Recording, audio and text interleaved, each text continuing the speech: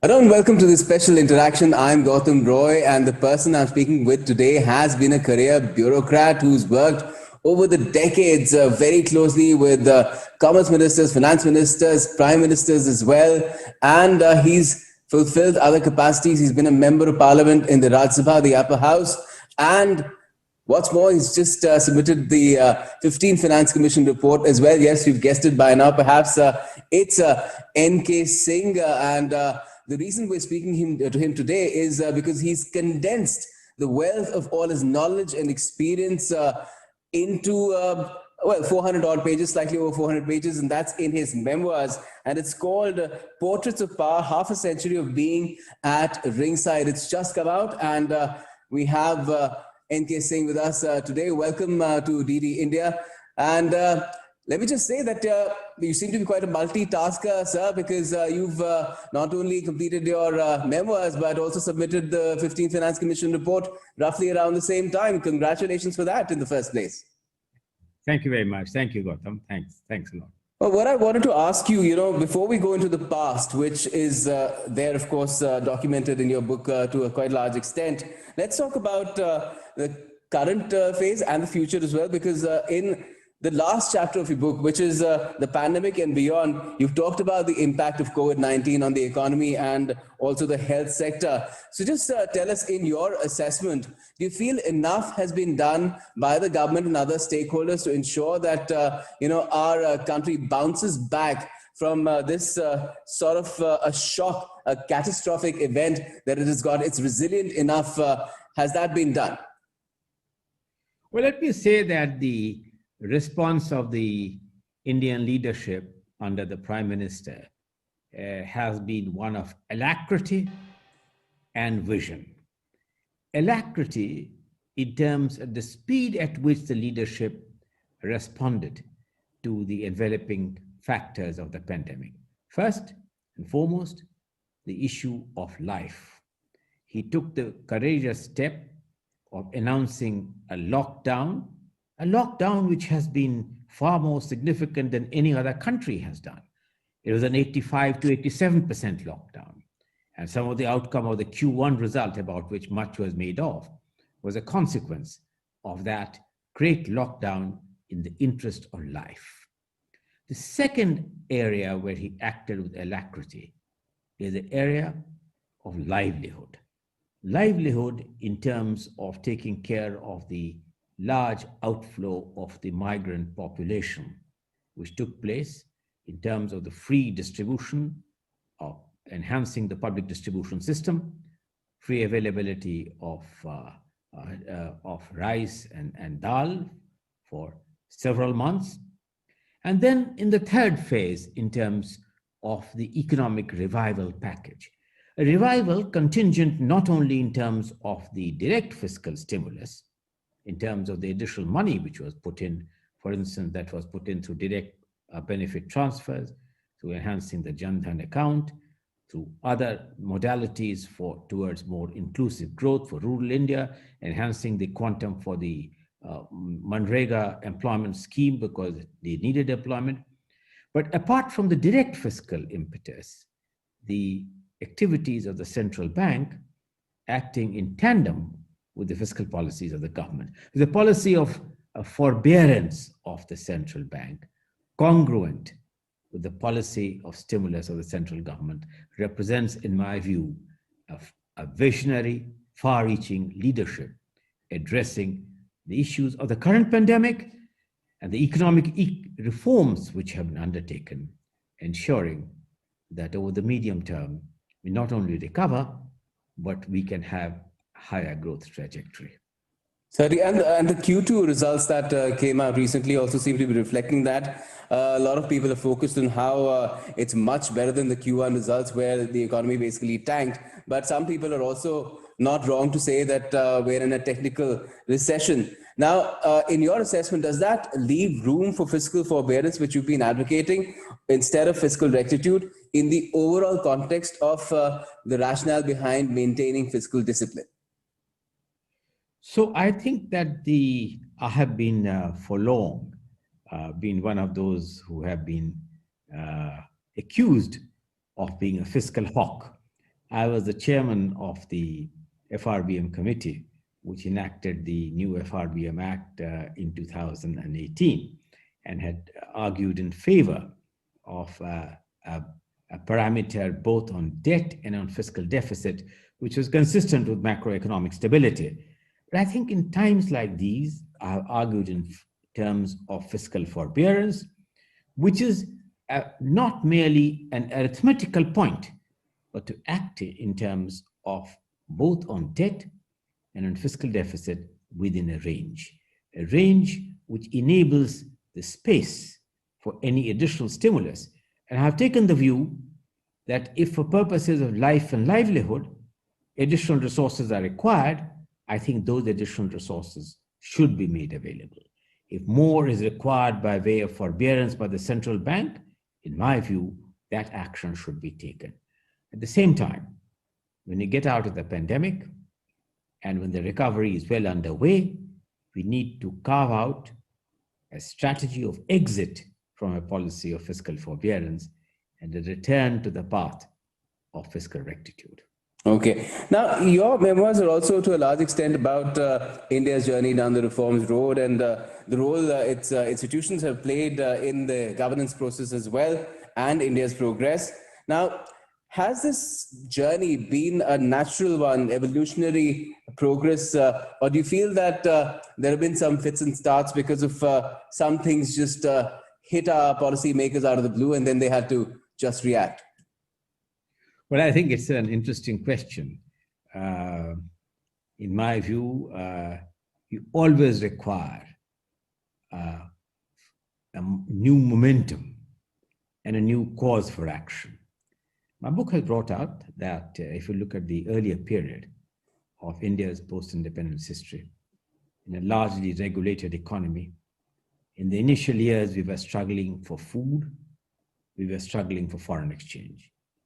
We were struggling to keep India's reputation intact and its independence jealously preserved. Thereafter, we went through a long period in which these remained the primary emphasis in seeking food sufficiency. That was a period when the Planning Commission was trying to ensure that the allocation of resources were optimum enough to be able to secure these efficiencies of various kinds.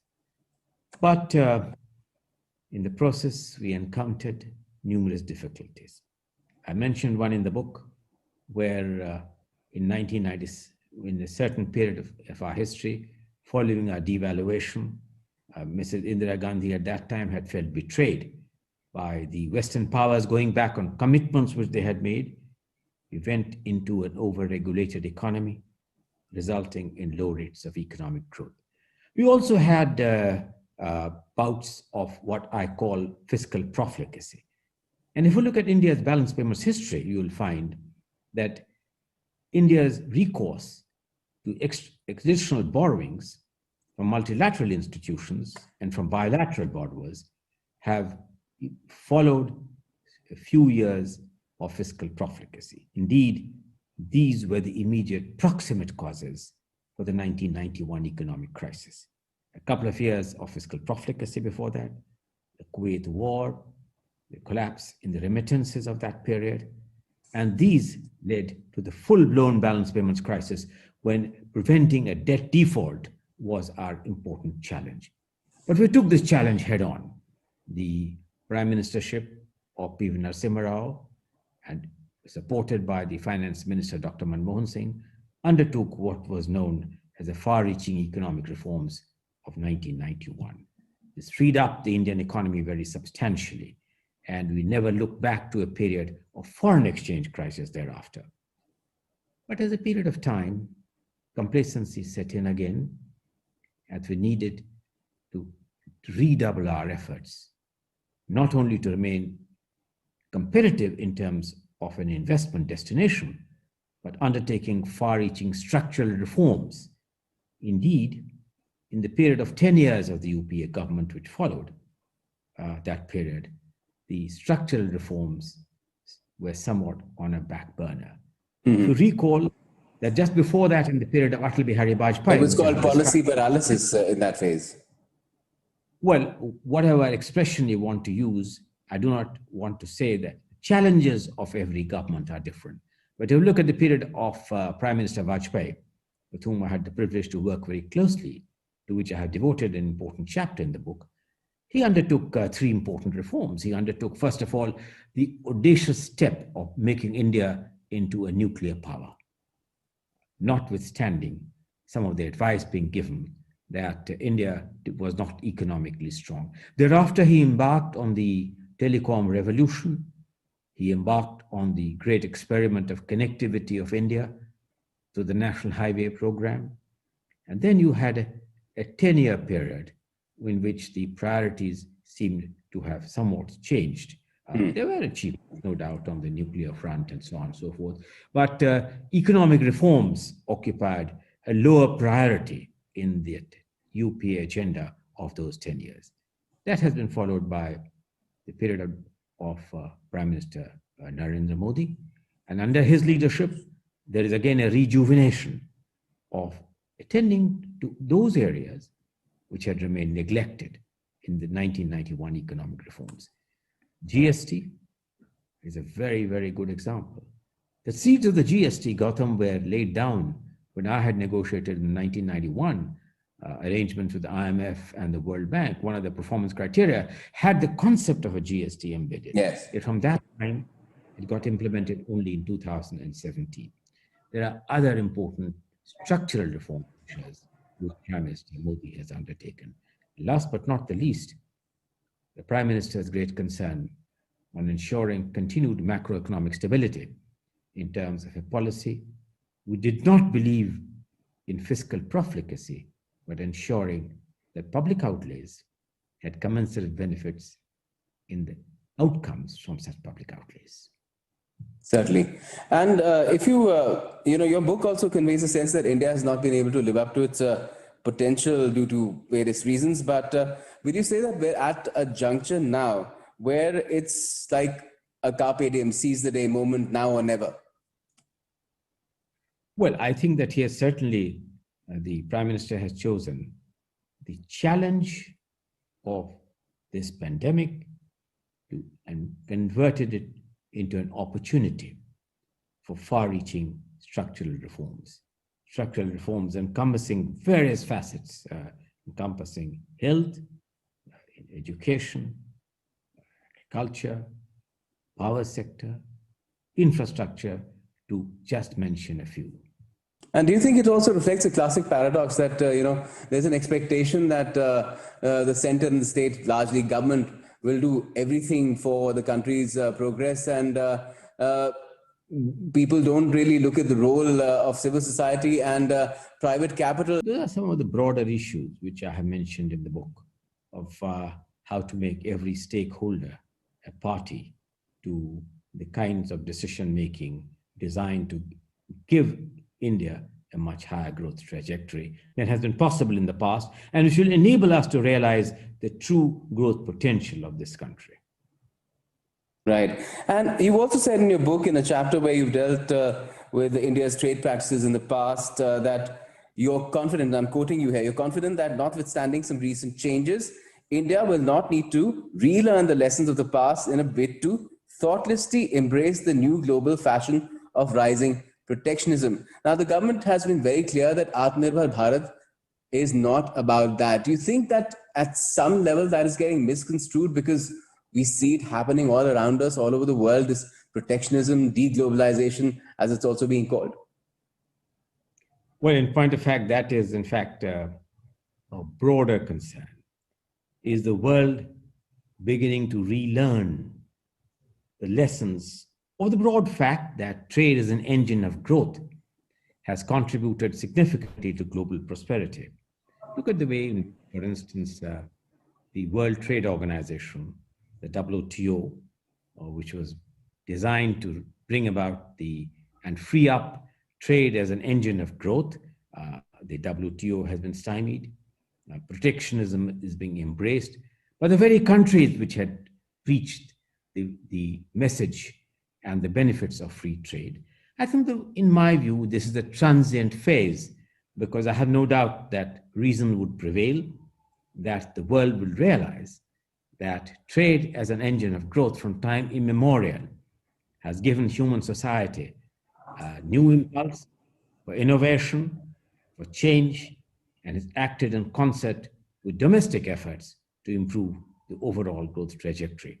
I have said repeatedly that Atmanirbhar Bharat is not protectionist Bharat.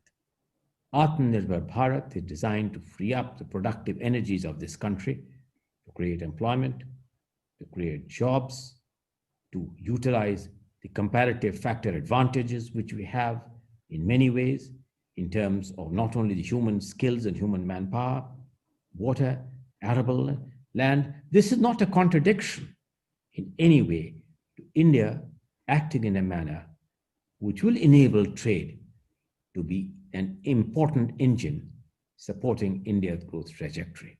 You also dealt with federalism a lot in your book and the relationship between center and states. It's one of the central themes of your memoirs. Now, you've said the Planning Commission was an extra constitutional body, but it did serve the purpose of, getting some sort of a link going between the center and the states. The Niti Aayog replaced it, but it has a different purpose. It's about innovative governance. Now, do you feel that this is where does this really leave the management of center and state relations? Well, very frankly, I think that the issue of center-state relations, the Niti, it was the Planning Commission earlier, which acted as a kind of a link. Alas, it was a link which had no constitutional authority. The Planning Commission, I have repeatedly pointed out, was exercising enormous financial powers without financial accountability. And that is why I think that the Prime Minister, recognizing this and having been the Chief Minister of a state for very long, took this somewhat audacious step that not going in for tinkering, but outright abolishing the Planning Commission. I think that the role of Center State Council, which is a constitutional body, could perhaps be stressed. The Niti Aayog could be given new orientation to play an important role, acting as a coordinating entity between the center and the states. And incidentally, the current leadership is deeply conscious of the need for a federal compact.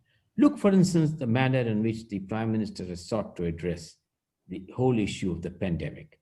Successive meetings with chief ministers have been the order of the day. He has got the states as an important stakeholder in addressing the pandemic challenge. Look, for instance, in the alacrity with which specialized 14 task forces were created to address different facets of the pandemic. This is working fiscal federalism and working fiscal partnership as a very shining example in times of the pandemic crisis. But what is true of the pandemic crisis could be made in normal circumstances also a working federal partnership set by this outstanding example that the Prime Minister has given in the way in which the pandemic has been addressed. Okay, let's talk about the Prime Ministers now. You worked, of course, closest with Mr. Atal Bihari Vajpayee, but there was Dr. Manmohan Singh as well when he was Finance Minister for P.V. Narasimha Rao, and you're very familiar with the way the current Prime Minister Narendra Modi, works. Now, they were all very different individuals, different styles of functioning, but in terms of your own view of how effective leadership has evolved in this country, how do you feel things have gone? They have progressed, or it's just that each Prime Minister has been a Prime Minister of his own or her own circumstances?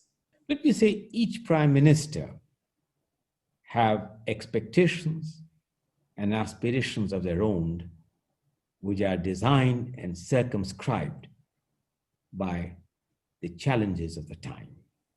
I will trace just a few Prime Ministers. Prime Minister Narasimha Rao's biggest challenge was the balance payments crisis and how to prevent the fair reputation of India not becoming a country of a debt defaulter. That was his principal challenge. And that challenge he addressed remarkably by the iconic reforms of 1991, for which Dr. Manmohan Singh, as the finance minister, gave him very able and imaginative support. That was a different kind of an era which we passed through during the period of Mr. P.V. Narasimha Rao. The government of P.V. Narasimha Rao thereafter had, apart from the changes, was followed by a period of Prime Minister Atal Bihari Vajpayee, who served for a reasonable period of time. His expectations and vision was to transform India into an important entity on the global high table. He took the audacious decision, which I have pointed out, of the nuclear explosion, which at that time was questioned by any. Sanctions were imposed. He acted with audacity and with panache. No doubt the fact that the economic reforms of 1991 had improved India's economic strength enabled him, but the fact remains that he acted with audacity. And that really positioned India as an important member on the nuclear high table. He coupled this with some very far-reaching steps, recognizing that technology has a power, and therefore the telecom revolution, which had got stymied, to feed up the telecom sector. He realized the importance of connectivity in this country, and the National Highway Development Program. We have better roads today than we had ever thought of, was a vision of Prime Minister Vajpayee. So it is a combination of audacious political step and important economic reforms. And finally, Vajpayee had the great ability of being a great consensus builder. One of the things I recall about him is a great sense of humor, his ability with one smart comment to lighten the atmosphere, which enabled decision and consensus making to be facilitated.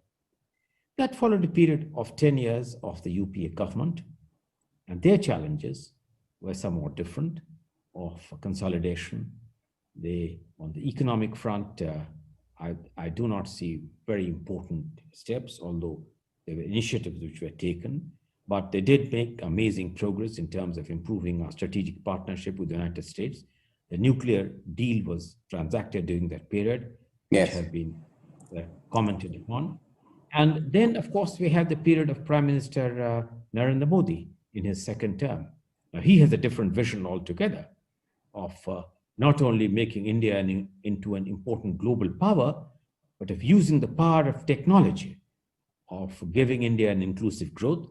The audacious steps, for instance, which I have mentioned, of inclusiveness, of the Jan Dhan program, of direct benefit taxes, of using increasing technology, which will enable you to do agricultural productivity, improve it significantly, in health, in education, in infrastructure, sectors which were comparatively ignored earlier. In terms of some important decisions like the GST and Banking Bankruptcy Act.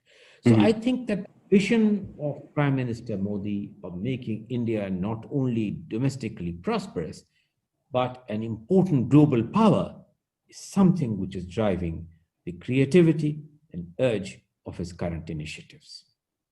And that is the way it needs to be at this juncture. We're running out of time, but a quick word about the state of your origin and also mine, which is Bihar. You've conveyed some sort of sadness about its past, but how optimistic are you about its future? Well, I remain optimistic about Bihar's future. Bihar must strive to achieve the greatness which Bihar once had as the seat of great civilization, as a great seat of great learning. I have been privileged to be a member of the new Nalanda University, an initiative which is to recreate the old image of old Nalanda, which was one of the iconic places of knowledge in the world, and to restore Bihar's lost glory over a period of time. I'm hopeful that with the new government, the development initiatives will be broad-based enough where development politics and development expectations trump the negative impact of identity politics. Curiously enough, before Gautam, I wrote this book. The last book which I wrote was about Bihar. Yes. That was a book I edited with Lord Nicholas Stern about a new Bihar. And my lasting quest would be that it is development which would enable Bihar to try and restore its past glory, not merely dependent on public outlays, but how to attract private capital, something which has remained shy of Bihar. The important economic reforms of 1991 have enabled state government to attract private capital in multiple ways. This is an area where Bihar has so far lagged behind. And what new initiatives can be taken to get private capital and public-private partnership in Bihar in a more meaningful way, in my view, must be an important priority and agenda for the new government which has come to power in Bihar. Well, let's hope that happens and let's stay optimistic about it. And on that note, I thank you so much for joining us today, N.K. Singh, and all the best for your book and future endeavors. Thank you. Thank you very much, Gautam. Thanks.